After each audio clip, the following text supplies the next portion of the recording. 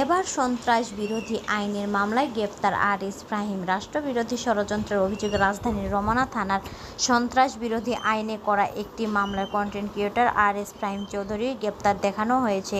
রোববার 14 জুন পুলিশের আবেদনের পরিপ্রেক্ষিতে ঢাকার মেট্রোপলিটন ম্যাজিস্ট্রেট মোহাম্মদ জুয়েল রানার আদালত তাকে গ্রেপ্তার দেখানোর আবেদন মঞ্জুর করেন। রাষ্ট্রপক্ষের আইনজীবী শামসুদ্দোহা সুমন এ তথ্য নিশ্চিত করেন। এর আগে গত 9 জুন আসামি ফাহিমকে এই মামলায় গ্রেপ্তার দেখানোর আবেদন করে মামলার তদন্ত কর্মকর্তা DB cyber and special crime দক্ষিণের উপপরিদর্শক আমির হামজা ওই দিনে আদালত আসামির উপস্থিতিতে শুনানির জন্য আজ রোববার দিন নির্ধারণ করেন। আটক রাখার আবেদনে বলা হয়, তদন্তকালে এজাহারনামী ও অজ্ঞাতনামা পলাতক আসামিদের মধ্যে সন্দেহজনক আরএস ফাহিম চৌধুরীর বিরুদ্ধে ঘটনার সঙ্গে জড়িত থাকার প্রাথমিক তথ্য প্রমাণ পাওয়া গেছে।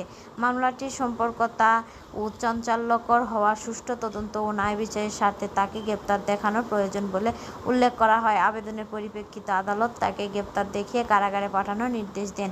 মামলার অভিযোগ সূত্রে জানা গেছে, এই মামলা তদন্তে সন্দিগ্ধ আসামি আরএস ফাহিম চৌধুরী একজন সাবেক ছাত্রলীগের নেতা ও অর্থ যোগদান।